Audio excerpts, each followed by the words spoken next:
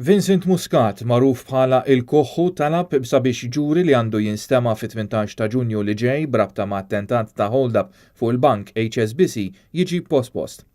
F'rikors quddiem il-Qorti Kostituzzjonali l-avukati ta' Muscat qed jisħqu li minħabba l-pubbliċità kbira li hemm madwar il-każ tal-qtil tal-ġurnalista Daphne Caruana Galizia li dwaru Muscat qed jinżamm arrestat u għaddej kumpilazzjoni, hemm possibilità serja li l-ġurati prospettivi ikunu preġudikati fil-konfront tiegħu u dan imur kontra id-dritt fondamentali ta' smigħ xieraq. Il-Koħħu jinsab akkużat bl-attentat ta' hold-up fuq iċ-ċentru Rużar Briffa tal-Bank HSBC f'Ħalqormi fit-30 ta' Ġunju 2010. F'dan l-attentat kienu sparati diversi tiri bejn l-allegati ħallelin u l-pulizija bil-konsegwenza ta' dan u kien akkużat ukoll bl-attentat ta' qtil fuq uffiċjali tal-pulizija.